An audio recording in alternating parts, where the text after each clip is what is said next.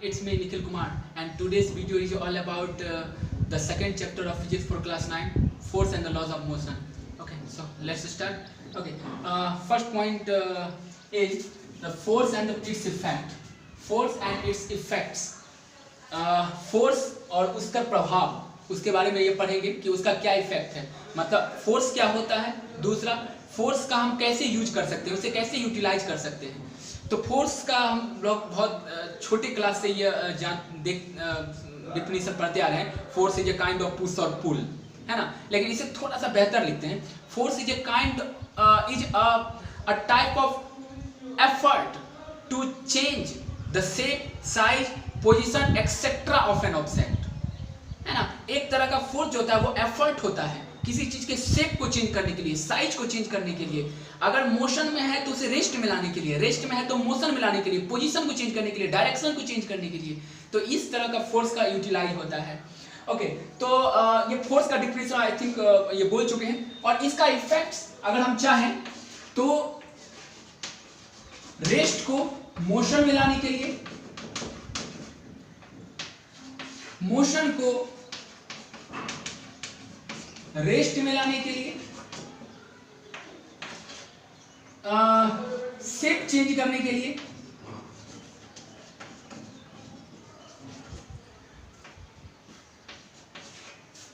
Position change करने के लिए,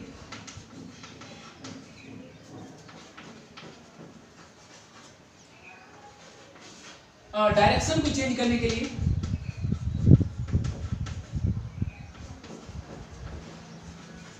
तो इस तरह के जो एक्टिविटीज है, फिजिकल एक्टिविटीज है, उसे फोर्स के हेल्प से हम ये क्या कर सकते हैं, चेंजेस ला सकते हैं। तो यही था फोर्स एंड इट्स इफेक्ट्स के बारे में। डेली लाइफ में हम बहुत सारे इफेक्ट्स देखते हैं। अगर हम बहुत रबर बैंड को स्ट्रेच करते हैं तो उसमें क्या करते हैं, हम उसको उसके शेप को चेंज करते हैं। तो उसमें क्या होता है कि काइनेटिक एनर्जी से पोटेंशियल एनर्जी में चेंज हो जाता है। आगे चलकर वर्क एंड एनर्जी में ये भी पॉइंट पढ़ेंगे। सो यही था फोर्स एंड इट्स इफेक्ट। बहुत सिंपल सा ये चैप्टर है। नेक्स्ट पॉइंट में आते हैं। ओके, सो अब हम नेक्स्ट पॉइंट जो पढ़ेंगे वो है balanced force and unbalanced force.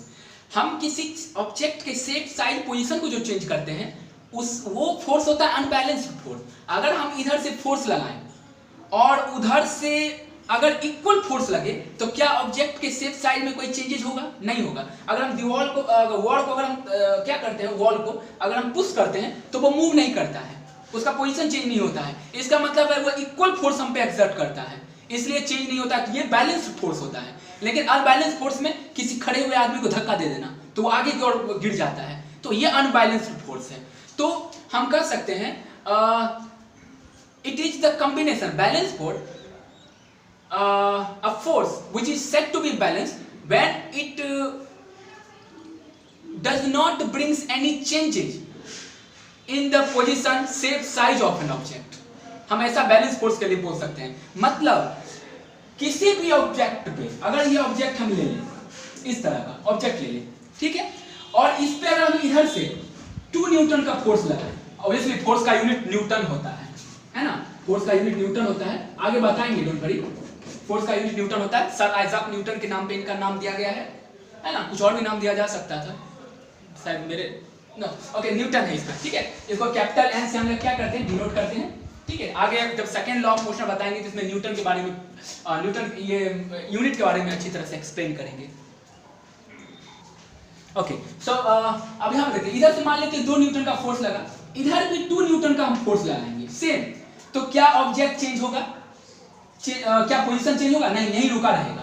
रुका रहेगा। अगर रेस्ट में रहेगा तो रेस्ट में ही रहेगा। अगर मान लो ये मूव कर रहा है इस डायरेक्शन में तो 2 न्यूटन का फोर्स इधर से भी 2 न्यूटन का फोर्स में कोई भी चेंज नहीं आएगा, ऑब्जेक्ट उसी तरह मूव करता रहेगा। इसका मतलब यह है कि बैलेंस्ड उस फोर्सेस का कॉम्बिनेशन होता है जो कोई भी चेंज, किसी भी तरह का चेंज ऑब्जेक्ट में नहीं ला सकता है, उसे बैलेंस फोर्स कहते हैं, ठीक है। अनबैलेंस फोर्स जस्ट इसका उल्टा हो गया। अब क्या करेंगे भाई, इधर से 2 न्यूटन से हम धक्का दे रहे हैं और कोई है बहुत ही कमजोर, फिजिकली वीक, वो क्या कर रहा है, 0.5 से दे रहा है न्यूटन से, ठीक है। तो ऑब्वियसली हम उसको तो धक्का मार के उड़ा देंगे उसको। तो ये जनरली कहा जाएगा अनबैलेंस्ड फोर्स कहा जाएगा, है ना। तो इसे अनबैलेंस फोर्स जो कि क्या करता है, नेट इफेक्ट लाता है। हम किसी चीज को धक्का देते हैं तो उस पर नेट इफेक्ट आता है और वो अनबैलेंस फोर्स होता है, क्योंकि बैलेंस होगा तो शेप, साइज, पोजीशन चेंज ही नहीं होगा उस ऑब्जेक्ट का। तो यही है अनबैलेंस्ड फोर्स। आई होप कि हम डिफिनीशन नहीं लिख रहे हैं, लिख लोगे, स्मार्ट स्टूडेंट को पढ़ाते हैं ना। ओके, नेक्स्ट पॉइंट जो है वो न्यूटन्स लॉज ऑफ मोशन है। न्यूटन बाबा जो थे वह क्या किए, वह चीजों को ऑब्जर्व किए कि हम अगर फोर्स लगाते हैं किसी ऑब्जेक्ट पे तो वह किस तरह का मोशन एक्वायर करता है। तो फोर्स और मोशन का रिलेशन सेटअप करने के लिए वो क्या किए, न्यूटन्स लॉज ऑफ मोशन दिए। There are 3 laws of motion. Okay, first laws of motion,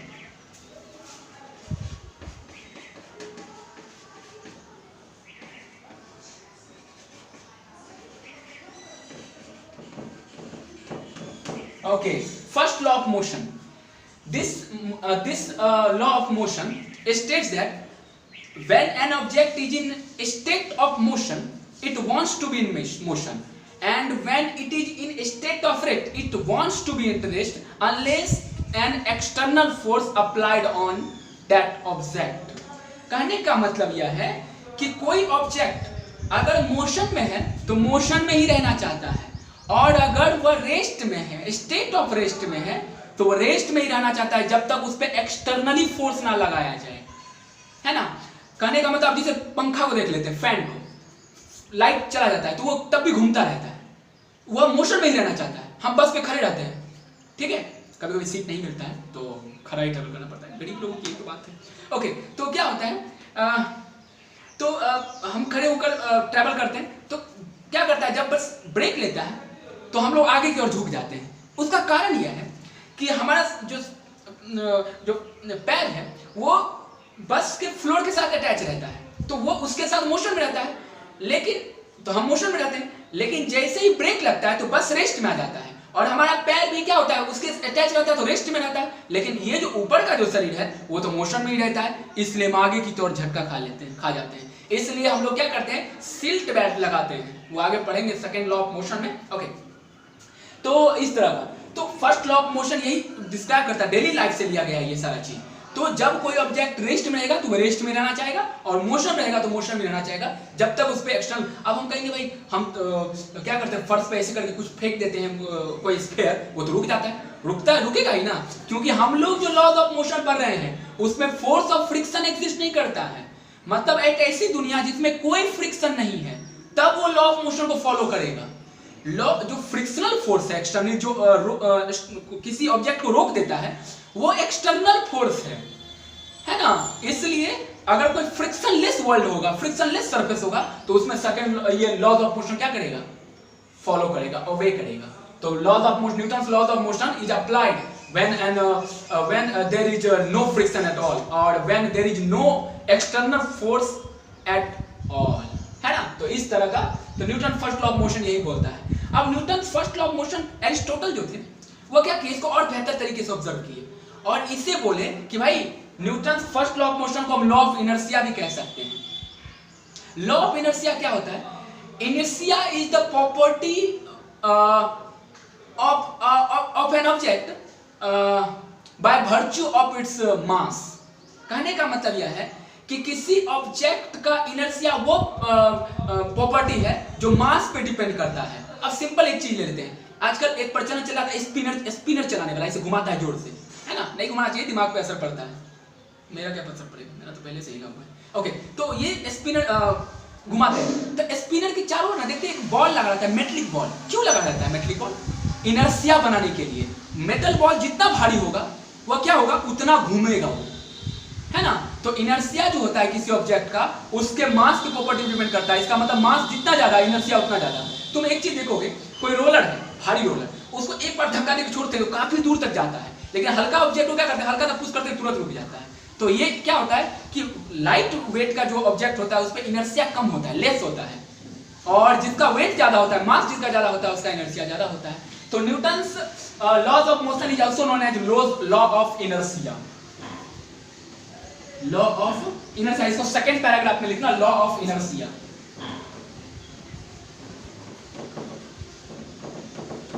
okay, अब जानते हैं इसको लिखना, inertia is the property of an object by virtue of its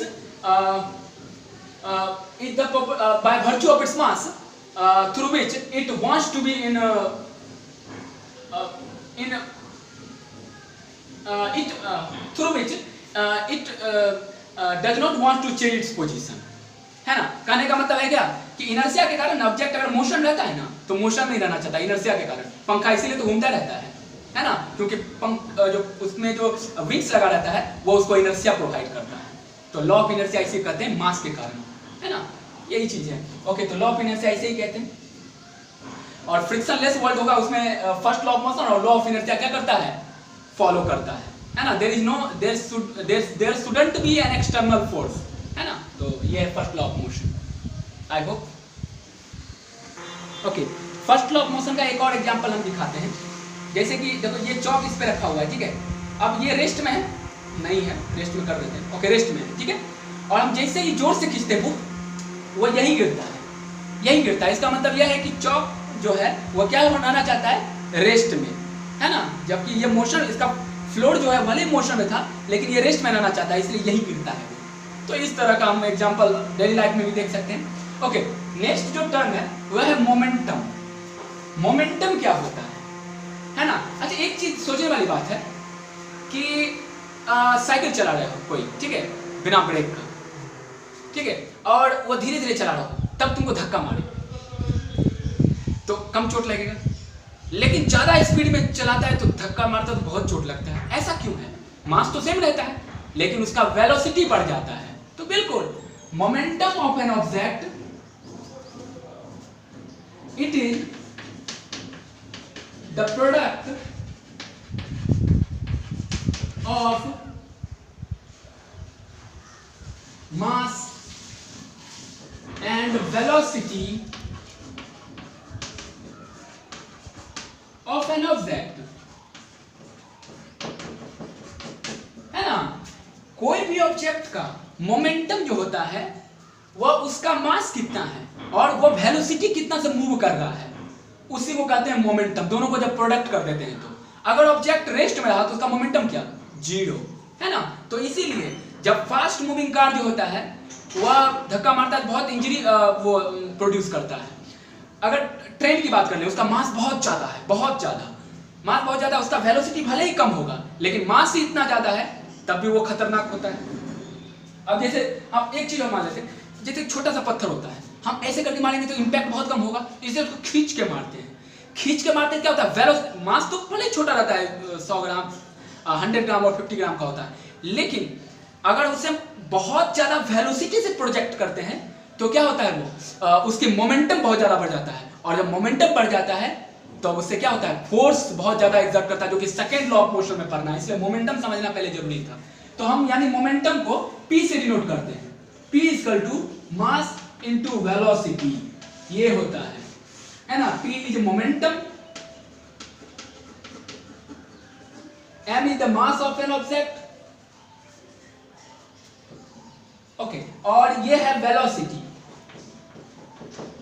of that object, ठीक है। तो इसका यूनिट क्या हो जाएगा मोमेंटम का, इसका होता है केजी SI यूनिट, और वेलोसिटी का होता है मीटर पर सेकंड। इसका मतलब इसका यूनिट हम लिख सकते हैं केजी मीटर पर सेकंड, इसका ये यूनिट है मोमेंटम का, ठीक है। तो मोमेंटम समझ आ गया होगा, है ना। और यही जब मोमेंटम जब चेंज होता है तो फोर्स एक्वायर करता है, वो हम समझते हैं सेकेंड लॉ ऑफ मोशन में।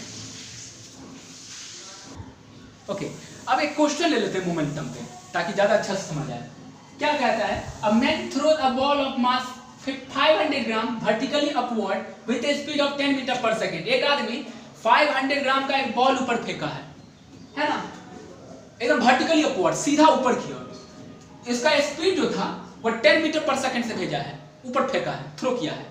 तो बोलता है बताओ उसका इनिशियल मोमेंटम क्या होगा, मतलब शुरू में उसका मोमेंटम क्या होगा जाते वक्त, जाते समय, और अपवर्ड मूवमेंट के समय, और जब वो उसका फाइनल मोमेंटम क्या होगा जब वो हाईएस्ट पॉइंट पे पहुंच जाएगा। तो सबसे पहली बात है कि भाई इनिशियल मोमेंटम हमको दे दिया है, इनिशियल वेलोसिटी हमको दे दिया है, यू कितना दे दिया है 10 मीटर पर सेकेंड, और मास कितना दे दिया है 500 ग्राम। तो 500 ग्राम है तो इसको पहले हम SI यूनिट में चेंज करेंगे, तो क्या हो जाएगा 0.5 kg, 0.5 kg हो जाएगा ये। ओके, अब हम इनिशियल मोमेंटम निकालेंगे, तो P आई इससे डिनोट कर सकते हैं, पी आई से, या तुम डायरेक्ट लिख सकते हो इनिशियल मोमेंटम, कोई फर्क नहीं पड़ता है, जैसा चाहो वैसा हो सकता है ना, तो कोई जरूरत नहीं है। तो पी आई मतलब इनिशियल मोमेंटम क्या हो जाएगा, m u mass into initial velocity यानी 0.5 मल्टीप्लाइड बाय 10, तो क्या हो जाएगा 5 kg मीटर पर सेकेंड। तो इस तरह से हम कैलकुलेट कर सकते हैं, है ना, इनिशियल मोमेंटम। और फाइनल मोमेंटम पूछता है तो हम एक चीज जानते हैं, जब हम किसी ऑब्जेक्ट को ऊपर फेंकते हैं तो हाईएस्ट पॉइंट पे जाकर वो क्या हो जाता है, बहुत कम समय के लिए क्या होता है, रुक जाता है, फिर वहां से गिरना शुरू होता है। यहां तो फाइनल वेलोसिटी ही क्या हो गया, 0। फाइनल, अगर फाइनल वेलोसिटी ही 0 हो गया तब तो हो गया, बात खत्म, तब तो हो गया, ये फाइनल मोमेंटम क्या होगा इसका, 0। मास इनटू वेलोसिटी 0 है तो इसका मतलब फाइनल मोमेंटम क्या होगा, 0। तो इस तरह से हम कैलकुलेट करेंगे इसे। अब नेक्स्ट आते हैं सेकंड लॉ ऑफ मोशन पे। ओके, नेक्स्ट पॉइंट है Newton second law of motion. Newton second law of motion states that rate of change of momentum of an object is directly proportional to force applied on it। कहने का मतलब यह है कि किसी भी object का, अगर हम ऑब्जेक्ट पे फोर्स लगाते हैं तो मान लेते हो इसका इनिशियल वेलोसिटी u था, ठीक है, इनिशियल वेलोसिटी क्या था, u था, उस पे फोर्स लगाए, मास m था, उस ऑब्जेक्ट का मास m था, उस पे फोर्स लगाए कुछ, ठीक है, ओके, तो उस पे क्या किया, हम फोर्स लगाए तो क्या हुआ, उसका वेलोसिटी कुछ तो बढ़ गया होगा, मास वही हुआ लेकिन वेलोसिटी बढ़ गया होगा, इसका मतलब वेलोसिटी चेंज हो गया उसका, तो मोमेंटम चेंज हो गया, तो गाड़ी और तेज से चलेगा तो उसका फोर्स भी बढ़ जाएगा ना, तो यही बोलता है। तो किसी भी गाड़ी का अगर मोमेंटम चेंज हो रहा है तो वो डायरेक्टली प्रोपोर्शनल करने का मतलब डायरेक्टली डिपेंड करता है कि उस पे एक्सटर्नली फोर्स कितना लगाया गया है ना। अगर हम खड़े हैं तो मेरा जो मोमेंटम है वो 0 है क्योंकि वेलोसिटी 0 है, पीछे को धक्का मार दिया तो क्या हो जाएगा, फाइनल वेलोसिटी कुछ एक्वायर कर लेगा तो क्या होगा, नेट मोमेंटम मुझ में आ जाएगा, तो फोर्स हम किसी और में टकराएंगे, उसका मुंह कान गया काम से। तो यही चीज है, आगे आवाज समझ आती, ओके। तो इसका मतलब यह है कि rate of change of momentum directly proportional to force, यानी मान लेते हैं let the object be object of mass m having initial velocity u and after applying external force it acquires final velocity v, है ना। तो हम क्या कर सकते हैं, और हम rate of change of momentum बोल रहे हैं, इसका मतलब टाइम के रिस्पेक्ट में, यह ध्यान देना है, यानी force is directly proportional to mv minus mu by t, ये होता है इसका स्टेटमेंट, है ना। अब हम क्या करेंगे, F इक्वल टू लेंगे K into mv minus mu by t। अब ये जो है ना K जो है वो है प्रोपोर्शनैलिटी कांस्टेंट, K जो है वो प्रोपोर्शनैलिटी कांस्टेंट है, प्रोपोर्शनैलिटी कांस्टेंट है, ठीक है, ओके। तो K, अब हम अगर K की वैल्यू 1 डालेंगे तब की वैल्यू आएगा F equal to mv minus mu by t, ठीक है। K का वैल्यू 1 करने का मतलब ये K का वैल्यू 1 लेने का मतलब ये कभी तो ऐसा मोमेंटम होगा चेंज ताकि इसका वैल्यू जो होगा ना और इसका जो रेशियो होगा वो K की वैल्यू के 1 के बराबर होगा, है ना। मतलब K कोफिशिएंट है, 1 2 3 4 कुछ भी हो सकता है ना, इक्वल करने के लिए। अगर K हटा दे डायरेक्टली प्रोपोर्शनल करने का मतलब है कि जैसे जैसे फोर्स बढ़ाते जाएंगे मोमेंटम भी क्या होगा, उसी के अकॉर्डिंग क्या होगा, वो चेंज होगा। तो इससे कहते हैं हम लोग क्या, rate of change of momentum. अब इसे फर्दर अगर हम लिखें, अगर हम फर्दर इसे लिखें आगे और लिखें तो देखो इसको हम क्या कर सकते हैं, यहाँ पर देखो मास क्या करते हैं, कॉमन ले लेते हैं, तो F इक्वल टू क्या हो जाएगा, मास कॉमन लिए तो क्या हो जाएगा v माइनस u, अब बाय क्या हो जाएगा t। अब एक चीज ध्यान दो, फर्स्ट इक्वेशन ऑफ मोशन पे हम एक्सेलरेशन का डेफिनेशन क्या जानते हैं, rate of change of velocity is of an object is said to be an acceleration, है ना। अगर किसी ऑब्जेक्ट का वेलोसिटी चेंज होता है विद रिस्पेक्ट टू टाइम तो कहते हैं वो ऑब्जेक्ट किस में है, एक्सेलरेटेड मोशन में, एक्सेलरेशन कहते हैं उसे। इसका मतलब F इक्वल टू, हम जानते हैं कि A इक्वल टू क्या होता है, v माइनस u बाय क्या t, तो v minus u by t को हम A लिख सकते हैं, यानी F इक्वल टू हो जाएगा mass into acceleration, F equal to ma। ये बहुत इंपॉर्टेंट चीज है ना, मास इनटू एक्सेलरेशन हो जाएगा, ये इसी से हम डिराइव किए हैं, ठीक है। यही कहता है second law of motion, object का अगर मोमेंटम जितना ज्यादा डिफरेंस होगा, फाइनल इनिशियल मोमेंटम और फाइनल मोमेंटम के डिफरेंस जितना ज्यादा होगा, यानी फोर्स उतना एक्वायर किए हम किसी चीज को जितना जो धक्का देंगे तो उतना स्पीड से वो मूव करेगा, तो फाइनल और इनिशियल मोमेंटम के बीच का डिफरेंस जो और बढ़ेगा, इसका मतलब फोर्स एक्वायर्ड। इसका मतलब किसी गाड़ी का rate of change of momentum अगर हम सर्टेन टाइम में कैलकुलेट कर लें तो हम बता सकते हैं भाई कितना फोर्स उस पर एक्सर्ट किया गया था। वो इंजन एक्सर्ट करे या हाथ एक्सर्ट करे, क्या फर्क पड़ता है ना? तो यही चीज है। हम फोर्स के बारे में पढ़ते हैं, कॉज ऑफ फोर्स के बारे में नहीं पढ़ते हैं। किसी कोई ऑब्जेक्ट मूव कर रहा है तो हम ये नहीं पढ़ रहे हैं कि फोर्स उसमें क्यों आया है, क्या कारण है उसमें फोर्स आने का, वो क्यों मूव कर रहा है, ये नहीं पढ़ते हैं। बस जानते हैं किसी तरह का फोर्स उसमें अप्लाइड होगा, मस्कुलर फोर्स हो, किसी भी तरह का फोर्स हो, है ना? तो ये actually second law of motion है। ओके, सो अब हम इसमें एक Newton second law of motion में एक दो पॉइंट और देखना जरूरी है। Newton second law of motion में पहला expression F = mv - mu/t, rate of change of momentum with respect to time, और फोर्स = मास * एक्सेलरेशन आया है। ठीक है, तो हम फोर्स का अब क्या करेंगे, यूनिट निकालेंगे। तो हम जानते हैं m मास का यूनिट क्या होता है, ऐसा यूनिट kg, और एक्सेलरेशन का क्या होता है, मीटर पर सेकेंड स्क्वायर। इसका मतलब 1 न्यूटन = होता है 1 kg, 1 न्यूटन = 1 kg मीटर पर सेकेंड स्क्वायर, ये होता है वैल्यू। इसका ऐसा यूनिट हम न्यूटन का एन लिखते हैं, न्यूटन लिखते हैं फोर्स का, लेकिन एक्चुअली इसका 1 न्यूटन जो होता है वो केजी मीटर पर सेकेंड स्क्वायर के बराबर होता है। तो इससे हम ड्राइव कर लिए। नेक्स्ट में देखते हैं डेली लाइफ में सेकेंड लॉ ऑफ मोशन का क्या, कैसे हम पता करेंगे सेकेंड लॉ ऑफ मोशन, भाई ये वैलिड है, ये सेकेंड लॉ ऑफ मोशन का एप्लीकेशन है, कैसे पता करेंगे? तो सबसे पहली बात एक चीज गौर करने वाली है, टाइम। यानी अगर हम देखो ये डिनोमिनेटर में, टाइम जो है वो डिनोमिनेटर में है, इसका मतलब जानते हैं डिनोमिनेटर का वैल्यू जैसे जैसे बढ़ाते जाएंगे फ्रैक्शन का वैल्यू घटता जाएगा।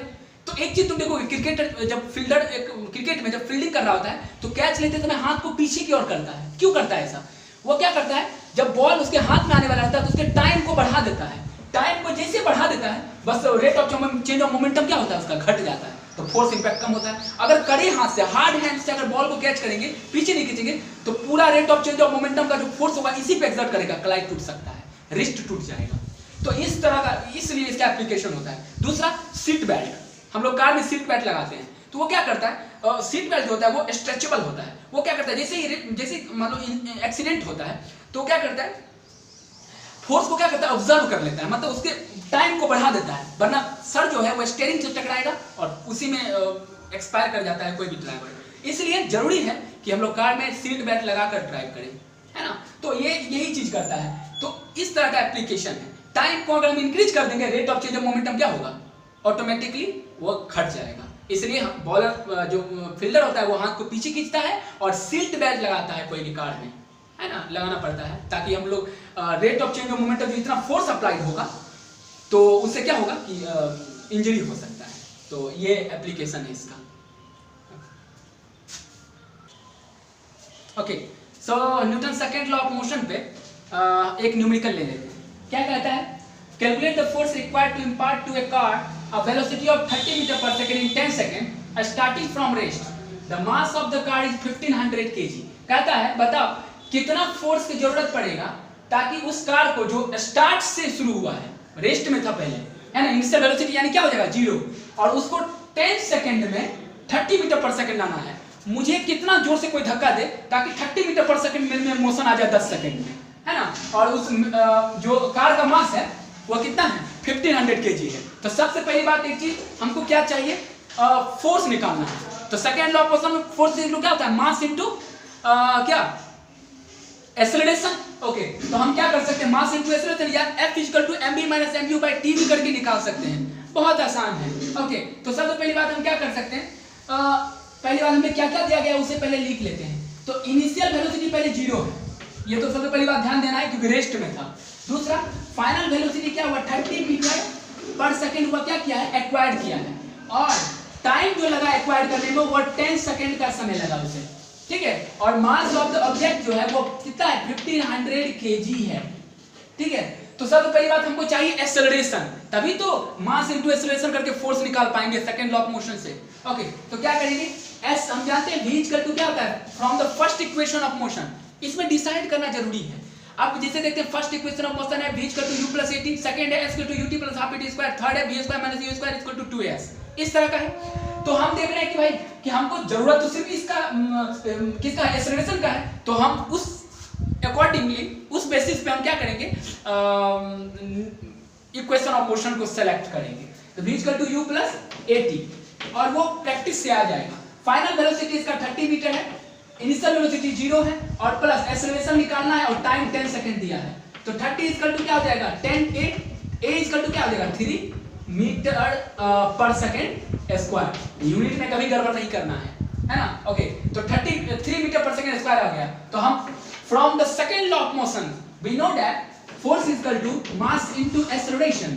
तो क्या हो जाएगा, मास कितना है 1500, मास है 1500 और इनटू एक्सेलरेशन कितना आ गया है 3, यानी 4500 न्यूटन फोर्स चाहिए किसी ऑब्जेक्ट जिसका मास 1500 केजी है to impart a velocity of 30 metre पर second in 10 second.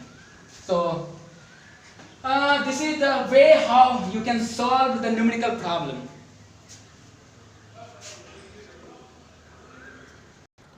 Okay, last law of motion, Newton's law of motion, that means Newton's third law of motion.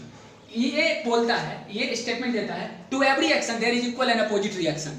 मतलब हर क्रिया की विपरीत प्रक्रिया होती है। मतलब कि अगर हम किसी में फोर्स लगाते हैं ना तो वह इक्वल एंड अपोजिट फोर्स मुझ पे लगाता है। हम वॉल को प्रेस करते हैं तो वो भी हम पे उतना ही प्रेशर क्या करता है, वो एक्सर्ट करता है, फोर्स एक्सर्ट करता है। हम अर्थ हमें जितना फोर्स से अपनी ओर खींच रहा है, हम भी अर्थ को अपनी ओर खींचे हुए हैं उतनी फोर्स से। इसका मतलब हम ये बोल सकते हैं भाई अर्थ मुझे नहीं खींचे हुए हैं, हम अर्थ को खींचे हुए हैं। और ये ना ओके, तो यही कहता है। इसका मतलब यह है कि अगर हम किसी को एक कंटाप देते हैं रख के तो उतना ही हाथ में मेरे भी चोट लगता है। तो यही है Newton third law of motion. अगर हम देखते हैं कि जैसे नाव वगैरह पे कभी तो नहीं होगा ओके, तो वो क्या होता है नाव पे, जब हम उतरते हैं तो पीछे की ओर धकेलते हैं, है ना। और हम चलते भी हैं तो Newton third law of motion होता है। हम क्या करते हैं, ग्राउंड को पीछे की ओर प्रेस करते हैं तभी आगे बढ़ पाते हैं। तो जितना फोर्स हम पीछे प्रेस करते हैं उतना ही ग्राउंड क्या करता है, आगे की ओर हमें फोर्स देता है, इसलिए हम क्या करते हैं, आगे मूव कर पाते हैं। तो ये है application Newton third law of motion का, है ना। तो अगर हम किसी भी तरह का फोर्स लगाते हैं तो उस पर इक्वल एंड अपोजिट फोर्स क्या होता है, वो अप्लाई होता है। Newton third law of motion का बहुत सारा एप्लीकेशन है। रॉकेट लॉन्च करता है तो नीचे क्या करता है, उसका बूस्टर लगा रहता है। वो क्या करता है, नीचे बहुत जोर से एग्जॉस्ट, बहुत प्रेशर से नीचे क्या करता है, एग्जॉस्ट रिलीज करता है। तो वही इक्वल अपोजिट फोर्स को क्या करता है, ऊपर फेंकता है। या हम ऐसा भी कह सकते हैं कि जैसे कोई प्लेन उड़ रहा है तो प्लेन के केस में भी यही ऐसा ही होता है। अगर हम दूसरा ले लें, इसमें बहुत सारा चीज ऐसा है, गन का ले लेते हैं, गन का रिकॉइल, हम इसे शूट करते हैं तो क्या करता है, हमारा हाथ पीछे की ओर रिकॉइल करता है ना। इसीलिए रिकॉइल करता है क्योंकि जितना फोर्स जो गन जब ट्रिगर जब प्रेस करते हैं तो जितना बुलेट पे लगता है, bullet equal and opposite force पीछे गन पे भी करता है, इसलिए रिकॉइल करता है। तो Newton third law of motion का ये सारा एप्लीकेशंस है। और इसमें गन के केस में भी क्वेश्चन आता है ना। तो इसमें law of conservation of momentum एक लास्ट पॉइंट इसमें बचा है, उसे हम क्या करेंगे, डील करते हैं। That would be all. बहुत छोटा सा चैप्टर है और सिलेबस के बारे में चिंता करने की जरूरत नहीं है क्योंकि जियो स्लो है, दिमाग नहीं। ओके, तो आगे देखते हैं law of conservation of momentum. किसी भी दो ऑब्जेक्ट का मोमेंटम हमेशा कंजर्व होता है। इसका मतलब क्या होता है, momentum is never created not destroy, है ना। मोमेंटम कभी भी क्रिएट या डिस्ट्रॉय नहीं होता है, सिर्फ चेंज होता है। कहने का मतलब दो ऑब्जेक्ट है, इसका इनिशियल मोमेंटम कुछ होगा, इसका फाइनल मोमेंटम कुछ होगा, दोनों टकरा दिए तो इसका इनिशियल मोमेंटम और फाइनल मोमेंटम का सम और इसका इनिशियल मोमेंटम और इसका फाइनल मोमेंटम का सम हमेशा इक्वल होगा। इसी को प्रूव करना है, इसी को कहते हैं law of conservation of momentum, है ना। अगर जैसे तुम एक चीज देखते होगे, एक ऑब्जेक्ट रेस्ट में है, दूसरा मोशन में है, इसको ऐसे मारते हैं तो क्या होता है, ये टकराने के बाद ये रेस्ट में आ जाता है लेकिन वो फिर मोमेंटम में आ जाता है। इसका मतलब इसमें जितना मोमेंटम था उसमें क्या हुआ, ट्रांसफर हो गया हमेशा। इसलिए मोमेंटम क्या होता है, कंजर्व होता है ना। मोमेंटम क्रिएट नहीं होता। ऐसा नहीं कि ये 2 मीटर सेम मास वाला ऑब्जेक्ट है, ये 2 मीटर पर सेकंड से जा रहा है, जब टकराएगा तो ये 2 मीटर पर सेकंड आएगा। इसका मतलब ये नहीं कि 3 मीटर पर सेकंड हो जाएगा। तो इसी को कहते हैं law of conservation of momentum, है ना। तो इसे हम प्रूव करेंगे, है ना।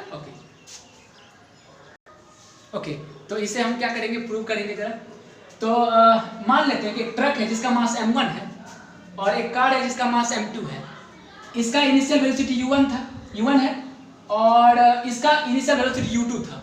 टकराने के बाद इसका फाइनल वेलोसिटी v1 हो गया, कोलिजन के बाद जब कोलाइड किया दोनों। हो सकता है ये ज्यादा स्पीड हो तो इसको ठोकर मार दिया, धक्का मार दिया इसको, है ना।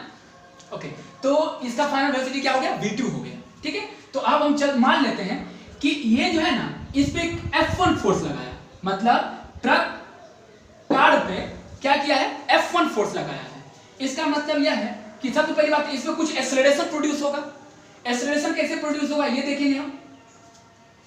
तो इसमें एक्सेलरेशन प्रोड्यूस होगा तो हम मान लेते हैं इसके लिए एक्सेलरेशन a2। ठीक है, तो a2 इक्वल टू क्या ले सकते हैं, फाइनल वेलोसिटी क्या हो गया, v2 माइनस u2। अब बाय मान लेते हैं टाइम t के लिए उस पे क्या किया है, इंपैक्ट किया है टाइम t के लिए। तो एक्सेलरेशन ये हो गया। दोनों तरफ अगर मास से मल्टीप्लाई करेंगे, इसके मास से मतलब m2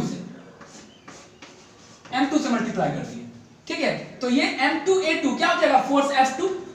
हम बोल सकते हैं मास इनटू एक्सेलरेशन, कंसीडर किए फोर्स F2 है। और v2 minus v1 bye t multiply होगा, यानी m2 मल्टीप्लाई कर दो, m2 v2 minus m2 u2 bye t। ठीक है, चलो मान लेते हैं ये क्या है, पहला इक्वेशन। अब हम देखते हैं कि कार के कारण इस पे फोर्स कितना लग रहा है, क्योंकि हम जानते हैं ये जो एप्लीकेशन है ये फॉलो कर रहा है थर्ड लॉ ऑफ मोशन। दो कार और ट्रक टकराया है तो इक्वल एंड अपोजिट फोर्स लगाएगा ना। तो ये जितना फोर्स इस पे लगाया है, अपोजिट फोर्स इस पे इतना ये लगाएगा, कार भी ट्रक पे लगाएगा, है ना। तो क्या हो जाएगा, तो सिमिलरली हम मान लेते हैं F1 फोर्स लगाया था। ठीक है, ये सब नहीं लिखते हैं, डायरेक्ट लिखते हैं। तो मान लेते हैं m2 है, मान लेते हैं इसका मास क्या है, m1 है। तो m1 क्या हो जाएगा, इसका v1 minus m1 u1 by क्या हो जाएगा, टाइम। ठीक है, ये हो जाएगा, ये वैल्यू हो जाएगा इसका। ओके, अब हम जानते हैं according to third law of motion, यहां पर लिखना according to third law of motion F1 जो होगा वह इक्वल होगा माइनस F2 के, या F2 इक्वल होगा माइनस F1 के। माइनस क्यों दिए हैं, क्योंकि बोले हैं इक्वल एंड अपोजिट है। तो माइनस का साइन जो होता है वो अपोजिट डायरेक्शन शो करता है। अगर इधर हम पॉजिटिव मान लें तो उधर से जो हम पे फोर्स लगेगा उसको क्या मानेंगे हम, निगेटिव। ओके, तो क्या करेंगे, बस इसका वैल्यू इसके जगह पर क्या करो, बस पुट कर दो, यानी m1 v1 minus m1 u1 bye क्या हो जाएगा, बाय t, और इक्वल टू यहां पर क्या पुट करेंगे, माइनस m2, इसको मिटा देते हैं, m2 v2 minus m2 u2 bye t हो जाएगा। t और t खत्म, सेम टाइम के लिए इंपैक्ट हुआ था। हम क्या करते हैं, अब इसको तोड़ते हैं, m1 v1 minus m1 u1 is equal to, minus अंदर जाएगा तो क्या हो जाएगा, माइनस m2 v2, और यहां पर क्या हो जाएगा, minus minus plus m2 u2। ठीक है, अब हम क्या करते हैं, इसको इधर ले आते हैं, इसको क्या करेंगे, इधर ले आओ, तो क्या हो जाएगा वैल्यू, ऊपर का हम पहले इरेज करते हैं इसको, बोर्ड छोटा है बस इसीलिए थोड़ी सी डिफिकल्टी है। ओके, तो m1 v1 इसको इधर ले आए तो प्लस m2 v2, और इसको इधर ले जाओ, क्या हो जाएगा, m1 u1 और प्लस m2 u2। तो ये होता है प्रूफ। कहने का मतलब यह कि दो कार, अगर जो दो ऑब्जेक्ट, कार हो कुछ भी हो, दो ऑब्जेक्ट अगर कोलाइड करे तो दोनों का इनिशियल मोमेंटम और दोनों का फाइनल मोमेंटम दोनों कंजर्व होगा, इक्वल होगा। तो है ना, देखो दोनों कार का फाइनल, दोनों कार और ट्रक का दोनों का फाइनल मोमेंटम है ना, सम ऑफ फाइनल मोमेंटम है। कमान है। ओके, फाइनल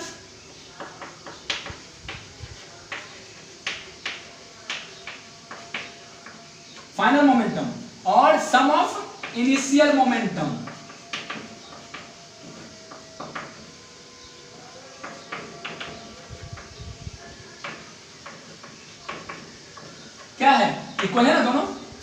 है laws of conservation of momentum. इस पे बहुत सारा न्यूमेरिकल आएगा। ये अगर न्यूमेरिकल बनाने बैठेंगे तो बहुत ज़्यादा लेंथी ये वीडियो हो जाएगा। तो कॉन्सेप्ट को समझिए। अगर क्वेश्चन पूछना हो तो मेरा नंबर जनहित में जारी है, तो उसमें पूछ सकते हैं, है ना।